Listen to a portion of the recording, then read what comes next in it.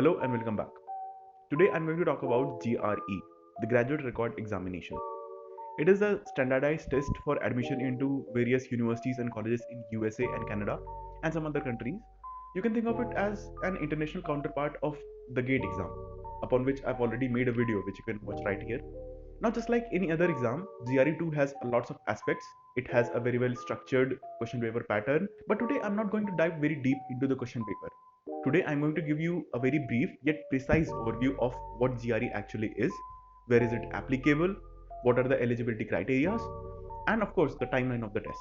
But before we start this video, let me remind you that there are always timestamps for different sections of this video in the description below, so that you can skip around to any of the sections that you want to watch. So as I said, the GRE is a test which is used for admission into graduate programs in many countries, especially USA and Canada. It's not just applicable in engineering graduate programs, but also in some business schools as well as some law schools too. Now this exam is administered by the Education Testing Service, the ETS, which conducts this exam throughout the year at many test centers throughout the world, as well as at your home. Yes, you can give this exam at your home while following some regulations. Now there are two divisions of GRE. One is the GRE Subject Test and another is the GRE General Test. Now let's have a look at what are the differences between these two. The GRE Subject Test is a test of your knowledge in a particular area. So it is intended only for the students who have an undergraduate degree or an extensive background in chemistry, physics, mathematics or psychology. This makes this test very specific to the degree program that you are applying for. Now this GRE Subject Test is often demanded as an additional requirement along with the GRE General Test by some universities or departments of universities. The GRE General Test is basically a test of your verbal reasoning, quantitative reasoning, critical thinking and analytical writing skills. That means this exam is not specific to any particular field or stream.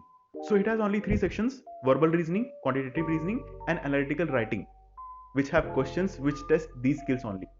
Now we know what GRE is. Now let's have a look at the eligibility criteria for giving this test. There are no restrictions based on age or qualification. The only thing to note is that this is used for masters, or you can say postgraduate admissions. So obviously if you are applying for postgraduate admissions, then you must have an undergraduate degree. That's understood. Apart from this, you can give this exam any number of times at any age. The GRE General Test is an admission criteria in almost all of the universities in USA and Canada, and some universities in Europe and Australia too. This is applicable in engineering masters or Ph.D. and even in business schools and law schools.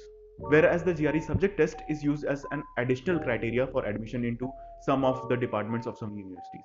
Now these universities and colleges have their own way of using this GRE score. They set their own criteria. Some universities might take admissions by ranking students based upon their GRE scores. Some universities might use it along with some other procedures like interviews and admit students based upon the aggregate score. But most of the universities use it just as an eligibility criteria. That means you just need to have a score above their cutoff score in order to be eligible for admission. Now we know everything about GRE. We are completely ready to give this exam. We just need to know when and where to give it.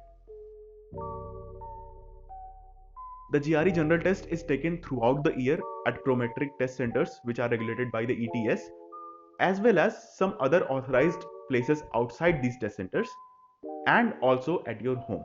But the date is decided by the ETS once you register at its official website and apply for some exam. The GRE Subject Test, however, are conducted at specific dates which are released by the ETS on its official website. I'll put a link to all these websites in the description below so you can check it out. Now the most important thing to note here is that every university uses this GATE score in their own way. So in order to know how a university uses it, you must visit the official website of that university. So you will have to check the official website of every university that you intend to apply for. So that's it for this video. Of course, there are a lot more details and regulations about this exam, which you will have to check out on the official website. But I think the information that I've given in this video is enough to get you started with this. It's enough to tell you what GRE actually is and how you can use it. Hit like if you find this useful, share it with your friends, and do subscribe to my channel if you haven't already. See you in the next video. Have a great day. Bye-bye.